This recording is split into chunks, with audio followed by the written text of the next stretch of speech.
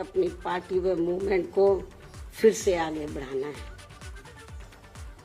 तथा आगे चलकर सत्ता में भी जरूर आना है। तभी फिर यहाँ गरीब, असहाय, दुखी, पीड़ित व कमजोर वर्गों के लोगों का सही से भला हो सकता है। और अब तो इनके प्रति जातिवादी मानसिकता रखने वाली पार्टियों के साथ साथ जातिवादी मीडिया भी, जिसमें सोशल मीडिया भी शामिल है, ये भी नहीं चाहता है कि यहाँ के खासकर गरीब, दबे कुचले, गरीब व लाचार लोग बाबा साहब की मूवमेंट के मुताबिक चलकर सत्ता की मास्टर चाबी खुद अपने हाथों में ले, और उसके लिए वे किसी भी हद तक गिरकर अपना गंदा व घिनौना आदि खेल खेलते रहते हैं। इसलिए यूपी का वर्तमान चुनाव परिणाम बीएसपी के करोड़ों लोगों की रात दिन की कड़ी तन मन धन की मेहनत का ये वाजिब फल कतई नहीं है। फिर भी बाबा साहब के अनुयायी पार्टी होने के नाते इस पार्टी के लोगों को अपनी हिम्मत कतई नहीं हारना है, बल्कि पत्थर काट कर रास्ता बनाने का अपना प्रयास व संघर्ष हर हाल में आजीवन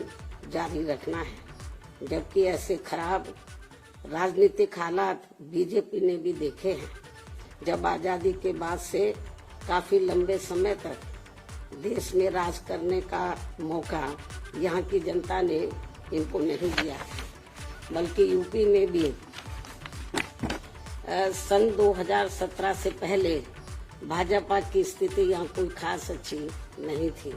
और अब इसी प्रकार कांग्रेस पार्टी भी लगभग उसी हालत से गुजर रही है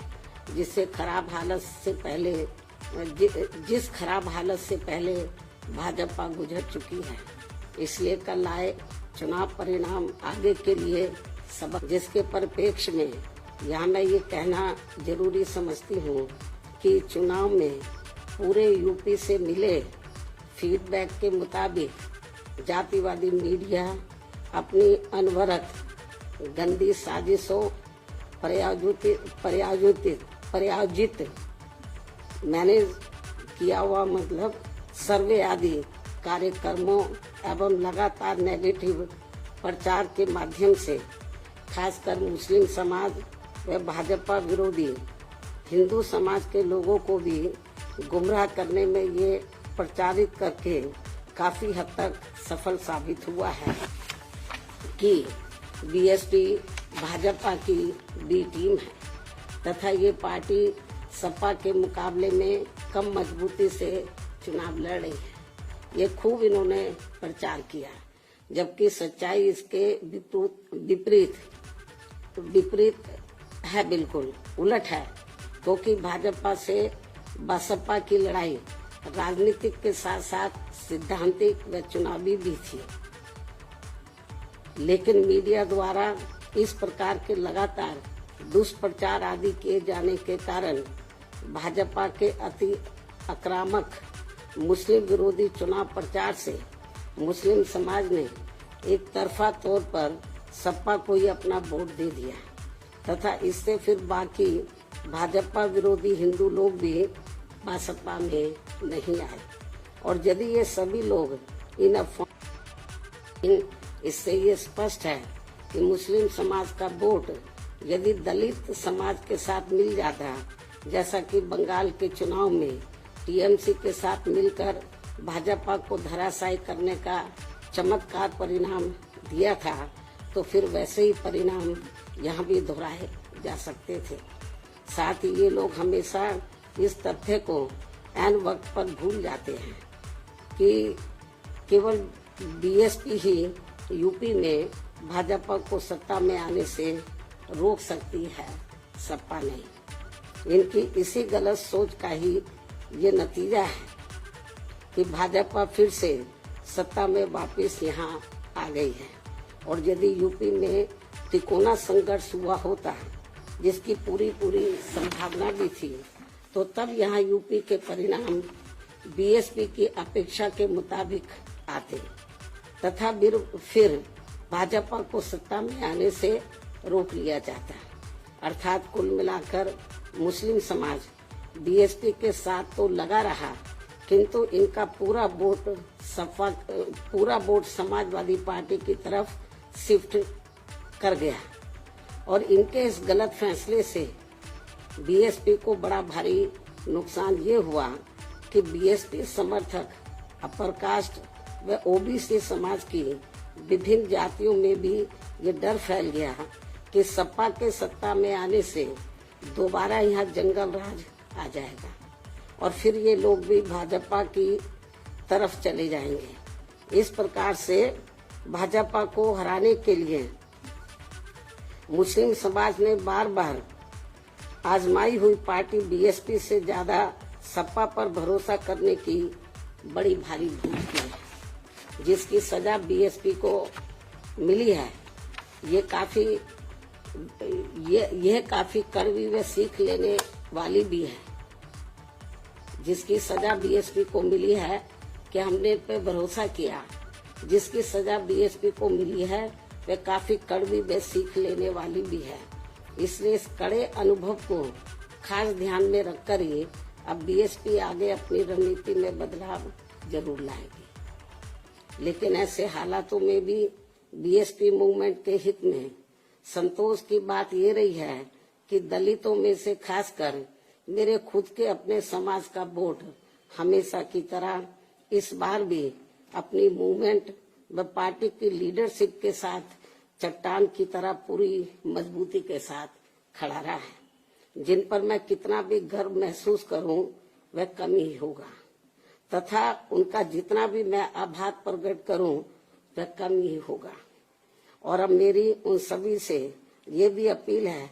कि उन्हें अपना मनोबल बिल्कुल भी नहीं गिरने देना है, क्योंकि बाबा साहब के अनुयायी कभी भी अपनी हिम्मत नहीं हारते हैं तथा वे अपना संघर्ष लगातार जारी रखते हैं।